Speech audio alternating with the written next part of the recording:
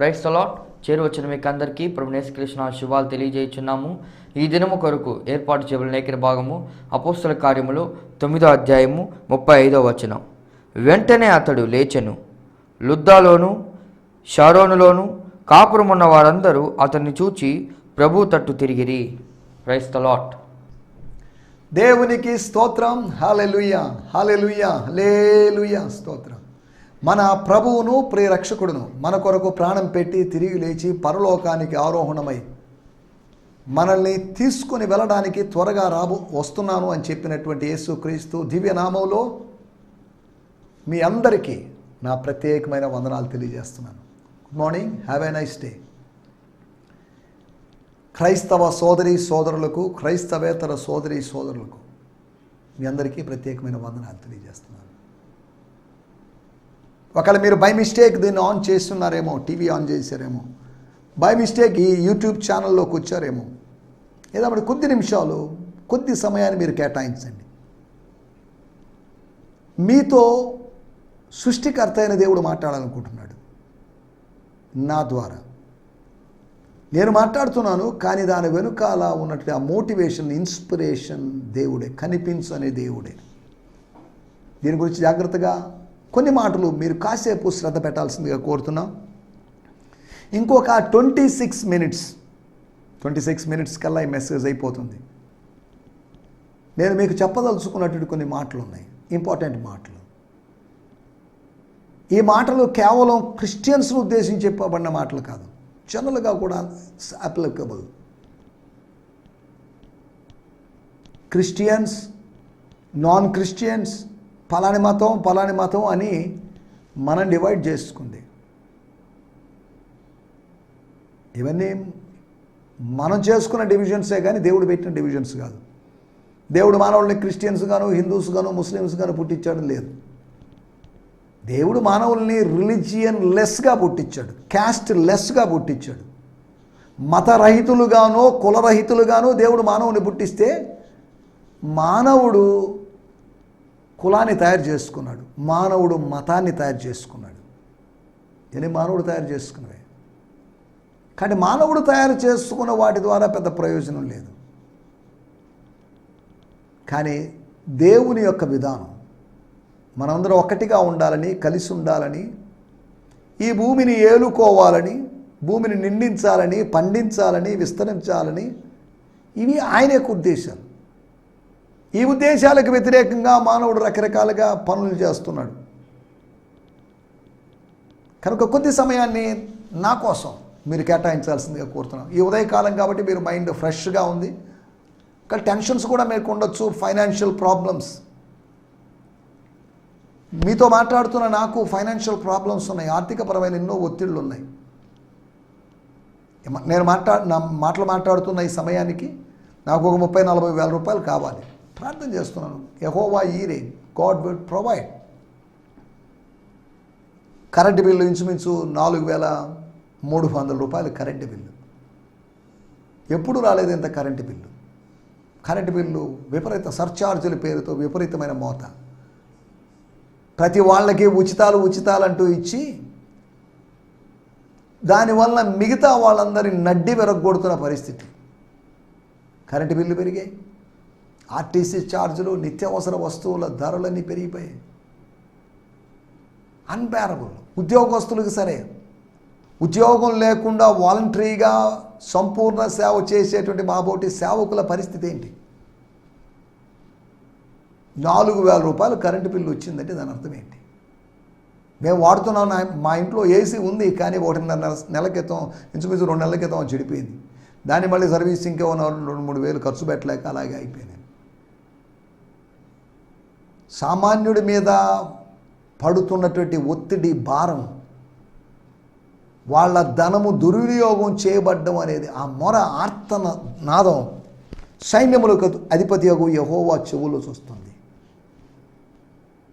కాబట్టి దీనికి తగిన విధంగా ప్రభుత్వాలు, అధికారులు మారకపోతే ప్రమాదకరమే, తీవ్రమైన పరిణామాలు ఎదుర్కోవాల్సి వస్తుందని వాక్యానుసారంగా గుర్తు చేస్తున్నాను. నేను శాపనార్థాలు పలకడం లేదు, స్తోత్రం. వాక్యం చెప్తున్నాను. దేవుని ప్రజలకి కొంతమందిని అణిచివేయడము అనేది, ఆర్థికంగా ఒత్తిడి కలిగించడం అనేది మంచి పని కాదు. అధికారం అనేది దేవుని వల్ల కలిగింది. ఆ అధికారాన్ని మనం దుర్వినియోగం చేసుకోకూడదు. ఎవరో ఉద్దేశం చెప్పడం జనరల్గా చెప్తున్నానండి. బైబిల్లో అధికార దుర్వినియోగం చేసుకున్న వాళ్ళు ఉన్నారు, అవకాశాల్ని దుర్వినియోగం చేసుకున్న వాళ్ళు ఉన్నారు. స్తోత్రం. దేవుని బిడ్డలమైన మనకి ఇవ్వబడింది ఏదైనా సరే సద్వినియోగం చేసుకుందాం. Utilise everything that God has given to us. కాలాన్ని సద్వినియోగం చేసుకుందాం. దేవుడు మనకిచ్చిన వాటిని సద్వినియోగం చేసుకుందాం. సద్వినియోగం చేసుకొని పక్షంలో మనం శాపగ్రస్తులంగా ఎంచబడతాం. సద్వినియోగం చేసుకున్నామా దేవునికి స్తోత్రం. సద్వినియోగం చేసుకున్నామా సృష్టికర్తకు సంతోషం. సద్వినియోగం చేసుకోకపోతే సృష్టికర్తకి సంతాపం. కాబట్టి నా కొరకు ప్రార్థన చేయండి. ఫైనాన్షియల్ ప్రాబ్లమ్స్ ఉన్నాయి, ప్రభు వైపు చూద్దాం, యజమానుని వైపు చూద్దాం. నాకన్నా చాలా స్ట్రగుల్ చేస్తున్న అనేక మంది సేవకులు ఉన్నారు, చాలా నలిగిపోతున్న సేవకులు ఉన్నారు. వారి కోసం మనం ప్రార్థన చేస్తాం. ఒకవేళ పాస్టర్లు కొంతకాలం తర్వాత పరిచర్య చేయలేని పరిస్థితి వచ్చింది. గవర్నమెంట్ ఎంప్లాయీకి పెన్షన్ వస్తుంది, కానీ పాస్టర్ పరిస్థితి ఏంటి? కొంతమంది నన్ను అడిగారు. ఏమో నాకేం తెలుసండి, నేనేం సమాధానం చెప్పగలను? పాస్టర్లకి జీతాలు ఇస్తుంది, పాస్టర్లకి రాబోయే రోజుల్లో పెన్షన్లు ఇస్తుందేమో అడగాలి మన ప్రభుత్వాన్ని. జీతాలు ఇచ్చినప్పుడు పెన్షన్లు కూడా ఇవ్వాలి. కొంతమందికి జీతాలు, కొంతమందికి పెన్షన్లు. దానివల్ల ప్రభుత్వానికి మరింత భారంగా మారబోతుంది. జీతాలంటే కష్టం. ఇప్పుడు ప్రభుత్వ ఉద్యోగులు ఉన్నారు, వాళ్ళు కష్టపడి పనిచేస్తున్నారు, జీతాలు. వాళ్ళు కష్టపడి పనిచేసి దాచుకున్న దాన్ని పెన్షన్ రూపంలో ఇస్తున్నారు. గమనించండి. ఇవన్నీ ఎందుకు చెప్తున్నానంటే, చిన్న ప్రార్థన చేస్తాం ప్రభువు సహాయం కోసం. మన ఆర్థిక స్థితిగతుల్లో మన అధికారులు ఆవేశపడి, అలనాటి హేరోదుల్లాగా ఆవేశపడి, తొందరపడి, దుడుకుతనంగా సగం రాజ్యమైన ఇస్తాము అనేటువంటి వెర్రి వాగ్దానాలు చేయకుండాన్నట్లుగా, వివేచన కలిగి మాట్లాడినట్లుగా మన మంత్రులు, మన నాయకులు కొంతమంది బూతులు మాట్లాడుతున్నారు. రకరకాలుగా మాట్లాడుతుంటే వీళ్ళు మనుషులేనా, వీళ్ళని మనం ఎందుకు ఎన్నుకున్నామని సిగ్గుపడుతున్న పరిస్థితి. ఒకటి అడిగితే ఒకటి చెప్పడం, వ్యక్తిగతమైన విషయాలు మాట్లాడడం, సమాజానికి పనికొచ్చే మాటలు మాట్లాడండి. అది లేకుండా మీ ఇష్టానుసారంగా మాట్లాడడం వల్ల ఏం ప్రయోజనం? వీళ్ళని ఎందుకు ఎన్నుకున్నామని తలలు బాదుకునే పరిస్థితులు వస్తున్నాయి. కాబట్టి ఈ దేశంలో, ఈ రాష్ట్రంలో మంచి పాలన జరగాలి, దైవ కార్యాలు జరగాలి, యేసు నామానికి మహిమ కలగాలి. ప్రార్థన చేసుకుందాం. పరిశుద్ధమైన మా దేవా, మీకు వందనాలు చెల్లిస్తున్నాం. అల్లకల్లోలమైన పరిస్థితుల మధ్యలో, కేవోస్ మధ్యలో మేము ఉన్నాం. పరిస్థితులన్నీ చేదారిపోతున్నాయి. హెల్ప్లెస్ కండిషన్లోకి ప్రభుత్వాలు వెళ్ళిపోతున్నాయి. ఆర్థికపరమైన ఒత్తిళ్ళు ఎక్కువైపోతున్నాయి, అప్పులు ఎక్కువైపోతున్నాయి, పన్నులు ఎక్కువైపోతున్నాయి, ఛార్జీలు, కరెంటు ఛార్జీలు, బస్ ఛార్జీలు, ఇలా ప్రతిదీ ఎక్కువైపోతుంది. సంపాదన కొద్దిగా ఉంది, కట్టాల్సిన బిల్లులు అనేకం ఉన్నాయి. ఈ సమయంలో మీ వైపు చూస్తున్నాం ప్రభువా. మా నాయకులకి వివేచన మీరు అనుగ్రహించండి. వేదికలెక్కి వెర్రి మాటలు మాట్లాడకుండా విచక్షణగా ఆలోచింపజేసే విధంగా మా నాయకులు మాట్లాడగలటూ సాయం చేయమని అడుగుతున్నాం. దేవా, మీకు వందనాలు చెల్లిస్తున్నాం. ఆర్థికంగా ఎంతగానో నలిగిపోతున్నటువంటి దైవజనుల కొరకు ప్రార్థన చేస్తున్నాం. గ్రామాల్లో పరిచర్య చేస్తున్నటువంటి సేవకుల కొరకు, ఇండిపెండెంట్ పాస్టర్స్ కొరకు ప్రార్థన చేస్తున్నాం. ప్రభుత్వం కొద్దిమందికి మాత్రం జీతాలు అనబడినవి ఎప్పుడో 2 నెలలు 3 నెలలు వేసి వేయలేక ఇటువంటి వాగ్దానాలు చేసి వంచిస్తున్నప్పుడు, ప్రభువా, మా ఇండిపెండెంట్ పాస్టర్స్ కోసం మేము ప్రార్థన చేస్తున్నాం. పేద పాస్టర్లు ఉన్నారు, సంఘము ద్వారా సెల్ఫ్ సపోర్టెడ్ పాస్టర్స్గా కాలేని పాస్టర్ల కొరకు ప్రార్థన చేస్తున్నాం. ఈ దేశంలో, ఈ రాష్ట్రంలో, ప్రపంచమంతా ఉన్నట్టు సేవకుల కొరకు ప్రార్థన చేస్తున్నాం. మా సేవకులు ధన దుర్వినియోగం చేసుకోకుండా ఎలా సేవింగ్స్ చేయాలి అనే దాని గురించి వారికి నేర్పించమని అనుకుంటున్నాం. ప్రభువా మీకు వందనాలు. ఆర్థిక వనరుల కోసం, ఆత్మీయ వనరుల కోసం మీ వైపు చూస్తుండగా మీరు మాకు అనుగ్రహించండి. ఆకాశపు వాక్యాలు వైపే పట్టజాలని విస్తారమైన దీవెనలు కుమ్మరించండి. మందిరములో ఆహారములున్నట్లు దశంభాగములు తెమ్మని మలాకీ గ్రంథం 3వ అధ్యాయంలో మీరు చెప్పారు. ఇచ్చి శోధించమని చెప్పారు. ఇవ్వకుండానే మా వాళ్ళు శోధిస్తున్నారు, వాళ్ళని క్షమించమని కోరుకుంటున్నాం. దేవా మీకు వందనాలు చెల్లిస్తున్నాం. ఆకాశ వాక్యములు విప్పడానికి మీరు సిద్ధంగా ఉన్నారని, ఈ అంత్య దినాల్లో మలాకి దినముల్లోనే కాదు ఈ దినముల్లో కూడా మీరు సిద్ధంగా ఉన్నారని భావించి మమ్మల్ని స్తుతిస్తున్నాం. 3వ ఆకాశపు వాక్యాలను మీరు విప్పండి. అదృశ్యమైన దీవెనలు కురిపించబడాలి, ఆశీర్వాదపు జలులు కురిపించబడాలని మేము ప్రార్థిస్తున్నాం. చిన్న చిన్న ఉద్యోగాలు చేస్తూ స్ట్రగుల్ చేస్తున్నవారు, జీతాలు పెరక్క స్ట్రగుల్ అవుతున్న వాళ్ళు, పెన్షన్లు సరిగా రాక స్ట్రగుల్ అవుతున్న వాళ్ళు, వీళ్ళందరి కోసం మేము ప్రత్యేకంగా ప్రార్థన చేస్తున్నాం. ఒక ఫైనాన్షియల్ అబండెన్స్ని మీరు కలుగు చేయండి. దేశం ఆర్థికంగా అభివృద్ధి చెందుతుందని చెప్తున్నప్పటికీ ఆర్థికంగా ఎంతో నలిగిపోతున్నటువంటి అనేక మంది పరిస్థితులు మీరు ఎరిగి ఉన్నారు. దారిద్ర్య రేఖ దిగునే ఉన్నాం, కానీ మా వాళ్ళు మీడియాల్లో, ప్రింట్ మీడియాల్లో అక్కడ ఇక్కడ ఏదో గొప్పగా ఉన్నామని చెప్పుకుంటున్నారు. తండ్రి మీకు వందనాలు చెల్లిస్తున్నాం. ఒక రాజకీయమైన చైతన్యాన్ని, రాజకీయ నాయకుల్లో మార్పును మీరు కలుగు చేయమని అనుకుంటున్నాం. ప్రభువా మా దేశాన్ని, మా రాష్ట్రాన్ని మీ చేతిలో సమర్పిస్తూ యేసు నామములోనే ప్రార్థించగలుగుతున్నాం పరమ తండ్రి. ఆమేన్, ఆమేన్. దేవుని స్తోత్రం. హల్లెలూయా. నిన్నటి ఎపిసోడ్లో చిగురించిన మొద్దు. ఏ మొద్దది? ఎక్కడున్న మొద్దది? అది యెషయా మొద్దు కాదు, దావీదు కుమారుని మొద్దు. అనగా దావీదు కుమారుడైన క్రీస్తు శరీరము అనేటువంటి సంఘము గురించి, గలిలయలో ఉన్న సంఘమును గురించి. గలిలయలో సంఘము ఉన్నట్టుగానే ఆధారాలు లేవు, కానీ యేసు ప్రభు పరిచర్య చేశాడు కనుక గలిలయలో పరిచర్య చేయడానికి అపోస్తలుల కొరకు ద్వారాలు తెరవబడ్డాయి అని మనం అర్థం చేసుకోవచ్చు. యూదయ, సమరయలు ఈ 3 ప్రాంతాల్లో ప్రభు పరిచర్య చేశాడు. ప్రభు విత్తనాలు విత్తాడు. ప్రభు ముందుగా వెళ్ళాడు. దాని ఫలితాలని, దాని యొక్క భావాన్ని శిష్యులు అనుభవించారు, అపోస్తలులు అనుభవించారు. దేవుని స్తోత్రం. హల్లెలూయా. నిన్న మనం ఆలోచించిన విషయాలు నూతనమైన ప్రదేశానికి వెళ్ళడం ద్వారా, అంతేకాకుండా నూతనమైన భయం, దైవికమైన భయం, భయభక్తులు అని మన తెలుగు బైబిల్లో భయం, the fear of the lord. అంతేకాకుండా ఆదరణ తిరిగి అనుభవించడం ద్వారా, భయాన్ని నటించడం కాదు, భయాన్ని వ్యక్తం చేయడం ద్వారా, ఒక నెగిటివ్ కాదు, పాజిటివ్ భయం, ఒక రెవరెన్స్, భక్తితో కూడుకున్న భయం, ఆదరించబడుతూ ఉండడం, అనగా పరిశుద్ధాత్మ కార్యము జరుగుతూ ఉండడం, అనగా కన్నీళ్లు, కనబడినటువంటి కన్నీళ్లు తొడవబడుతున్నటువంటి సమయం. అంతేకాకుండా సమాధానము కలగడం. సౌలు వెళ్ళిపోయాడు, సమాధానం వచ్చింది, మళ్ళీ వచ్చాడు అతను, అది వేరే విషయం. అతన్ని నమ్మలేదు, అయోమయ పరిస్థితి, కన్ఫ్యూషన్, క్లారిటీ లేదు. అటువంటి సమయంలో స్తోత్రం, హల్లెలూయా, దేవుడు సమాధానాన్ని కలుగు చేశాడు. ఒక దేశం మొత్తంలో, దేశములో 3 భాగాల్లో సమాధానాన్ని కలుగు చేశాడు. దమస్కు సంగతి పక్కన పెట్టేసేయండి, పక్కన దేశం కాబట్టి. దమస్కు స్టోరీ అయిపోయింది. దమస్కులో నుంచి కూడా దేవుడు తన సేవకుని అద్భుతంగా జమ్ము పెట్టెలో పెట్టి మోషే కాపాడబడినట్లుగా గంపలో పెట్టబడి దైవజనుడైనటువంటి సౌలు, యవన దైవజనుడైనటువంటి, జూనియర్ దైవజనుడైనటువంటి 25వ వచనం, గనుక అతని శిష్యులు, అంటే అతని శిష్యులు కాదు, శిష్యులు, అతని శిష్యులు అనే మాట కొన్ని మూల ఆంగ్ల తర్జుమాలో ఉంది. అతని శిష్యులు కాదు, ప్రభు యొక్క శిష్యులు, పౌలు యొక్క శిష్యులు కాదు, అతని స్నేహితులు, అతని సహోదరులు. ఏం జరిగింది ఇక్కడ?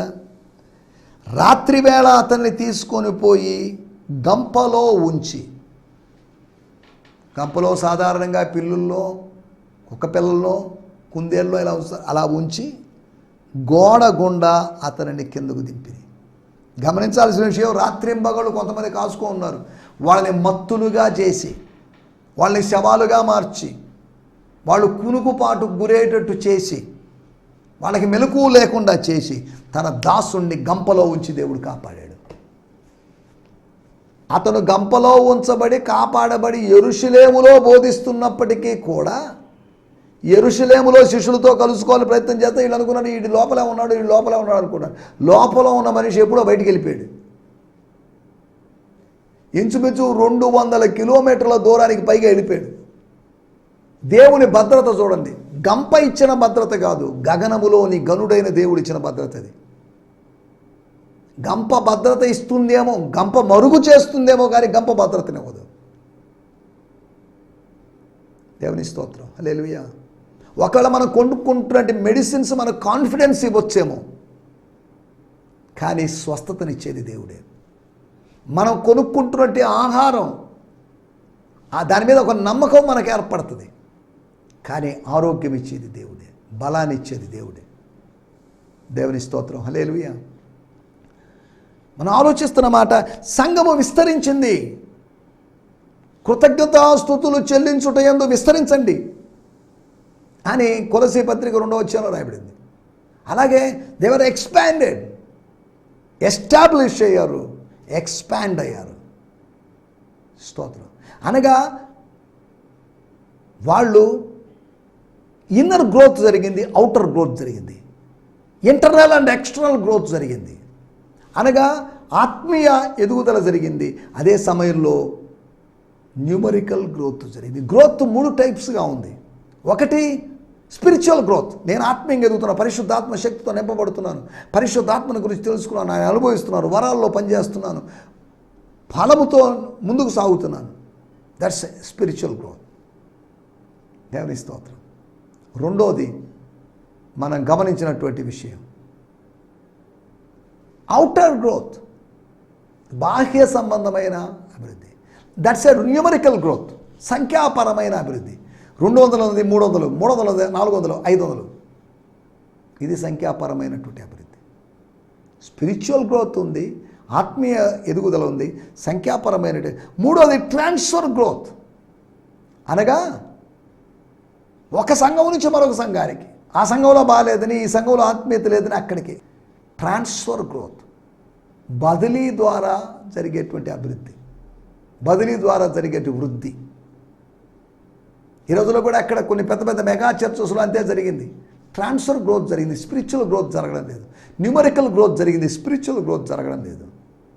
ఆ సంఘం నుంచి ఈ సంఘం నుంచి, చిన్న సంఘం నుంచి పెద్ద సంఘం నుంచి, పెద్ద చేప వచ్చి చిన్న చేపలను మింగేసినట్లుగా డిజిటల్ చర్చెస్ అనబడినవి, ఆన్లైన్ చర్చెస్ అనబడినవి ఆఫ్లైన్ చర్చెస్ని మింగేస్తున్నాయి. ఇది జరిగింది పరిస్థితి. వీళ్ళేమో విస్తారమైన సేవ చేసి, ఆత్మీయంగా సేవ చేసి విస్తారంగా సంఘ అభివృద్ధి చేసుకోలేదు. ఏవో ప్రిన్సిపల్స్, మెక్గారన్ ప్రిన్సిపల్స్, చర్చ్ గ్రోత్ ప్రిన్సిపల్స్ని బేస్ చేసుకునేదో అయింది కాదు. వాళ్ళలాగా హ్యూమనిస్టిక్గా మానవ దృక్పథంతో ఆలోచించి నంబర్ 1 కావాలి, పబ్లిసిటీ చూడండి, ఏషియాలో నంబర్ 1, ఫలానా చోట నంబర్ 1. ఎందుకంటే ఈ పబ్లిసిటీ దేనికండి? అదృశ్యమైనటువంటి క్రీస్తు శరీరము, ప్రపంచమంతా వ్యాపించిన క్రీస్తు శరీరం. సంఘము నీదనుకొని నీకు నువ్వు స్వయం ప్రచారం చేసుకుంటూ ఉండడం సిగ్గులేనితనం. దేవుని స్తోత్రం. సంఘం నాది కాదు, సంఘం యొక్క జూనియర్ పాస్టర్ నేను, ఆయన ప్రధాన కాపరి. He's a chief shepherd, I'm a junior shepherd. దేవుని స్తోత్రం, హల్లెలూయా. మనం ఆలోచిస్తున్న విషయాలు సంఘాన్ని గురించి, లేకపోతే చిగురించిన మొద్దును గురించి గత ఎపిసోడ్లో మనం ఆలోచించాం. రండి, మన ధ్యానం నిమిత్తమై 9వ అధ్యాయము అపోస్తుల కార్యములు 35వ వచనం. వెంటనే అతడు లేచెను, లుద్దలోను షారోనులోను కాపురమున్న అందరూ అతన్ని చూచి ప్రభు తట్టు తిరిగిరి. దేవునికి స్తోత్రం, హల్లెలూయా, హల్లెలూయా, స్తోత్రం. అపోస్తుల కార్యములు 9వ అధ్యాయము 35వ వచనం.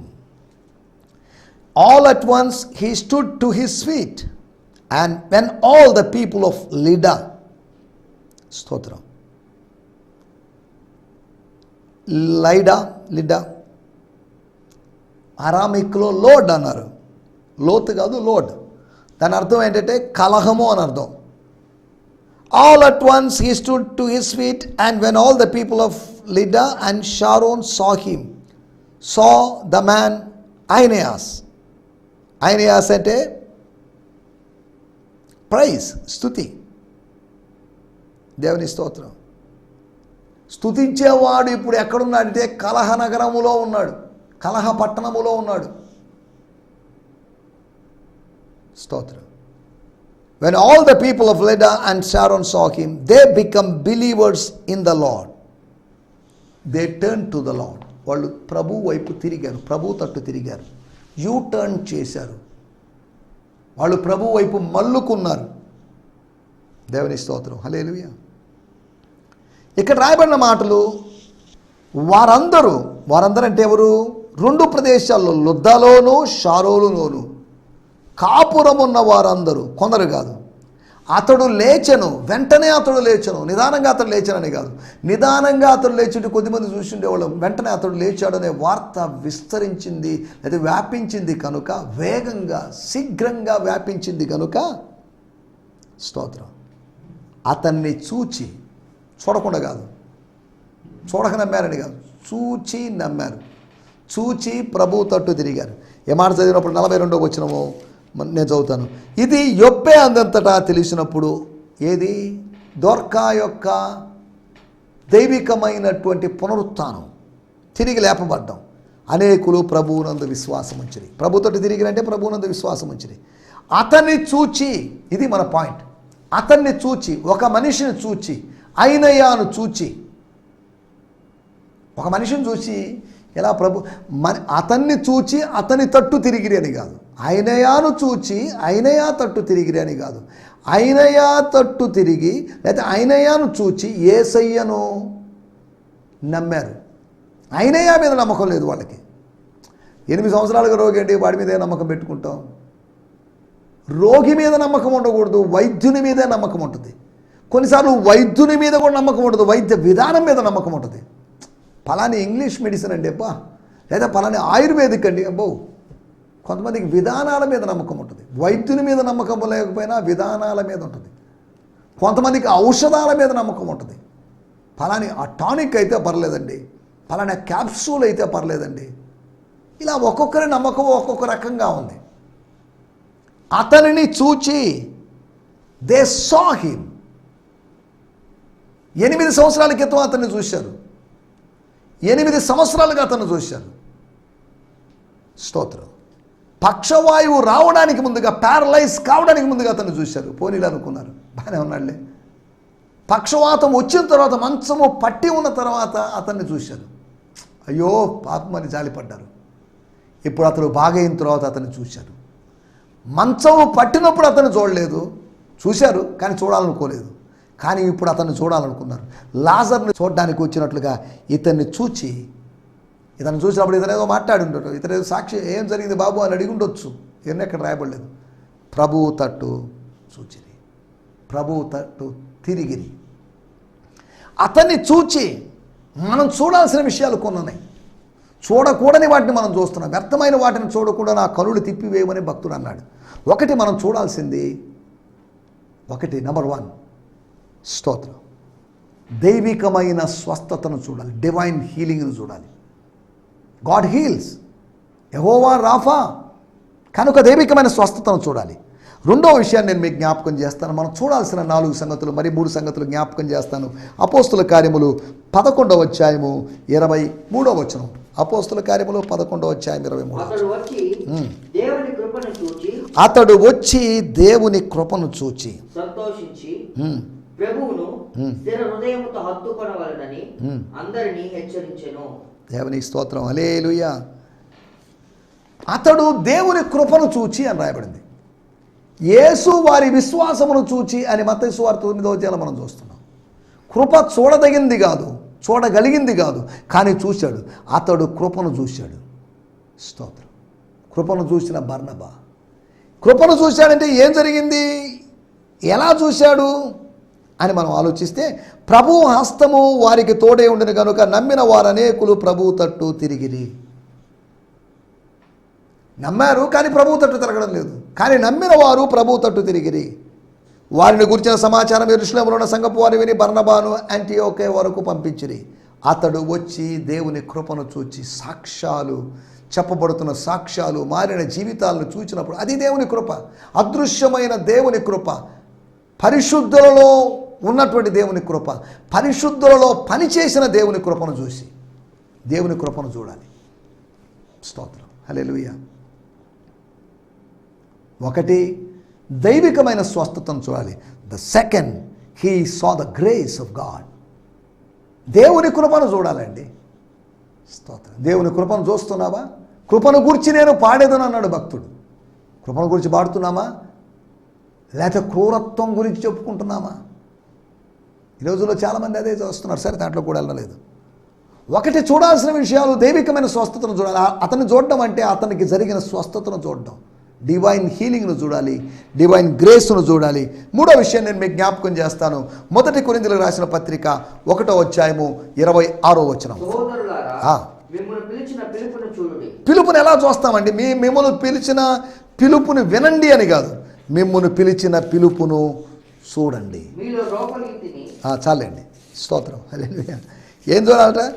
Brothers and sisters, consider who you were when God call you to salvation. మిమ్మల్ని రక్షణ కొరకు పిలిచినప్పుడు, రక్షణ కొరకైన పిలుపు ఇచ్చినప్పుడు ఆ పిలుపును చూడండి. పిలుపును చూడండి.